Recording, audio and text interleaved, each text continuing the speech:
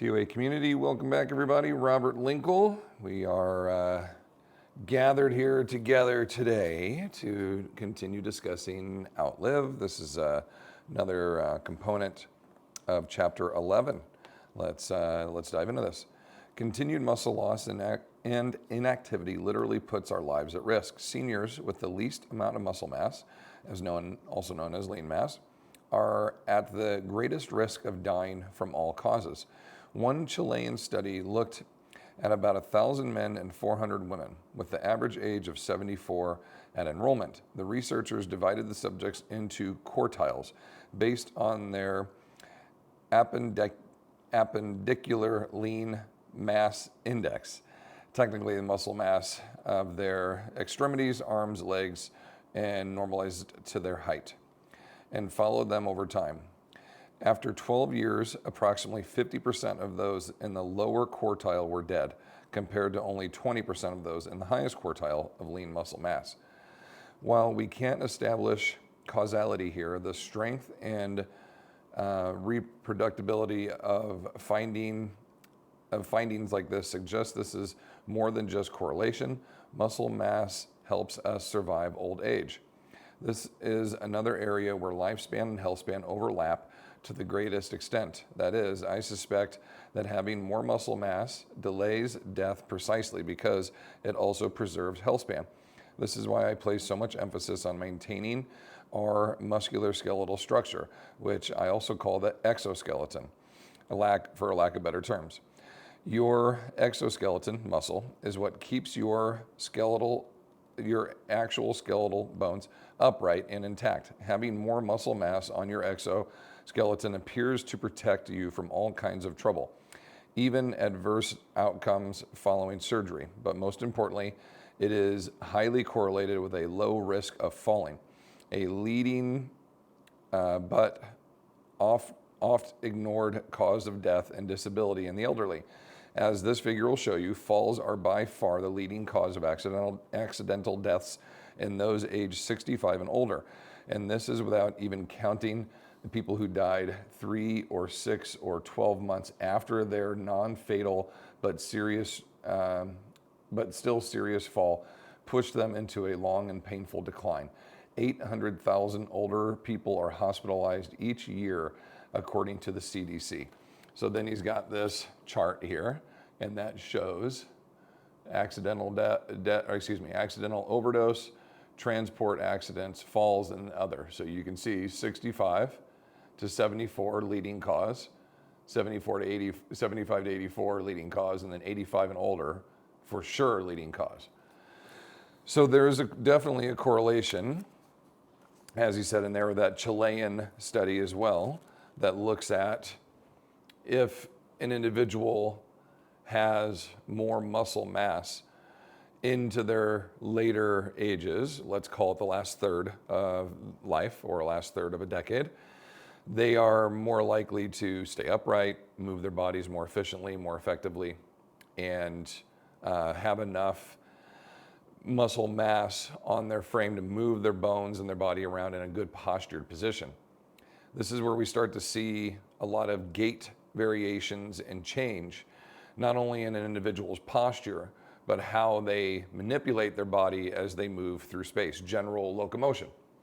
So we talk a little bit about an average individual, let's say a 40-year-old, is able to walk and move about their regular gait, regular pattern, is about 3 lengths of their own foot.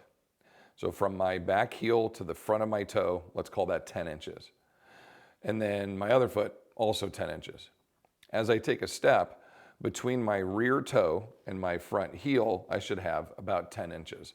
That's when you're in full stride, okay? So 2 to 3 steps in, accelerate, accelerate, accelerate, and then you're in full stride and you're walking at a regular pace, walking to the mall, the airport, wherever, like you're moving. So you should have about 1 of your foot lengths in between. Now, the longer that stride length is, the wider the base, think more of like a pyramid, a foot, and then it goes up to your head, okay? So that's a way to keep your body pretty stable, as pyramids or triangles are structurally very sound and are capable of stabilizing forward and back and side to side, etc. We're pretty good. As you start to age and gravity starts to pull on the body, our head, then our torso and our posture that's rather upright starts to curve and starts to move forward. So the head comes down and forward. You now have the upper half, upper third of your body is now tilted over in front of your center of mass. As you start to lose muscle mass and decrease in function because you're not using it, you're losing it, right? That is a principle that we have. If you're not practicing splitting your feet, doing lunges, doing step-ups, working big ranges of motion, if you simply sit, lose muscle mass, the next day sit, lose muscle mass, sit, lose muscle mass, you do that for a decade or two, 50s and 60s, and then say, well, let's go do lunges or go for a hike or let's try to get up and down off the floor.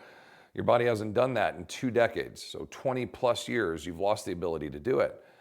Well, you haven't lost the ability to do is simply walk. But that gait that you have been taking where there was one of your foot lengths in between has gotten smaller and smaller and smaller.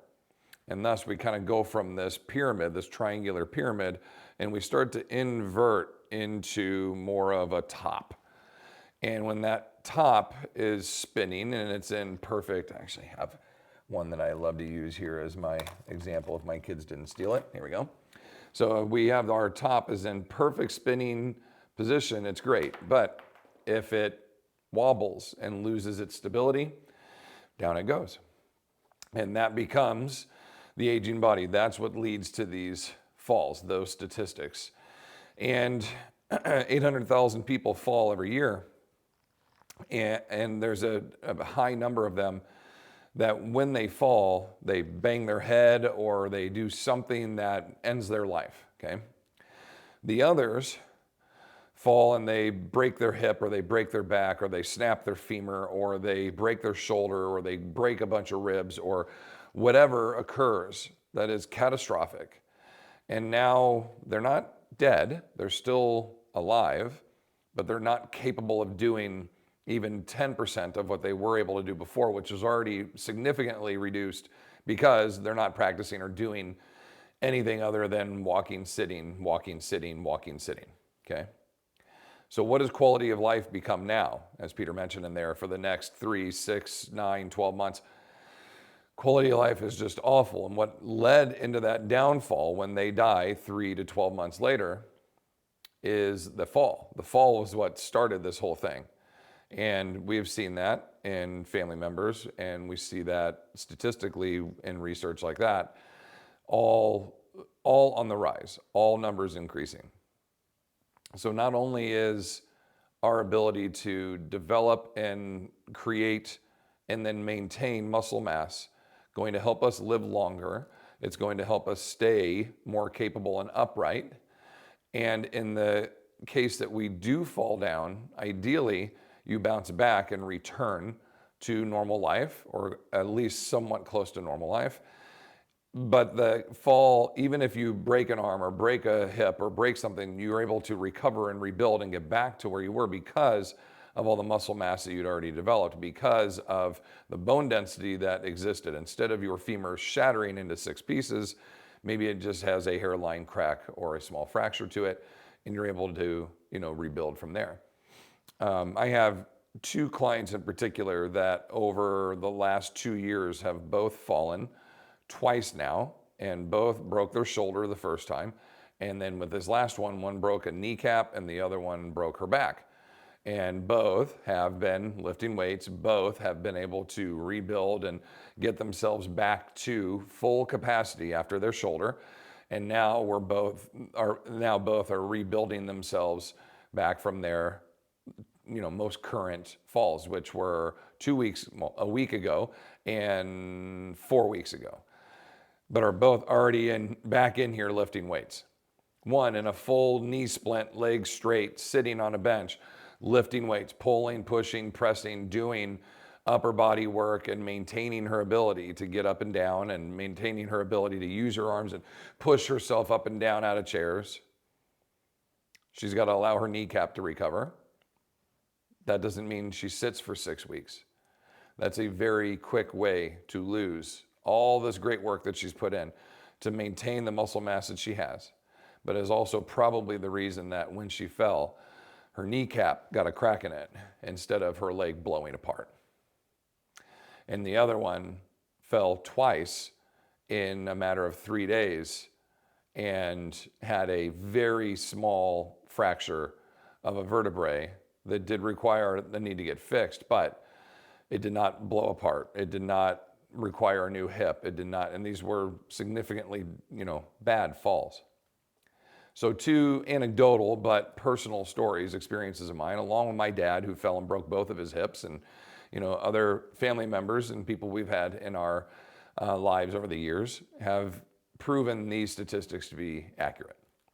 So with that being said, building as much muscle mass as possible and holding on to that, I think that is probably the key takeaway from this book and from this chapter in particular, is muscle mass matters most. No matter what you're going to pursue with the rest of your life, this is the body that's going to take you there. So you have to have muscle mass that can manipulate and move it about to do so. And you can do that with as little as 2 to 3, preferably 3, 20 to 30 minute resistance training bouts per week. You could get by with as little as 10 to 15 minutes. Basically, find a gym that has selectorized machines and go around the circuit 3 times. Do that 3 days a week. It's that simple, and it could save your life. I'm Robert Linkul of trainingtheolderadult.com. I hope you enjoyed this. Comments, questions, hit me up down below. If not, I'll see you in our next chapter review. Continue to fight your good fight against sarcopenia. Peace.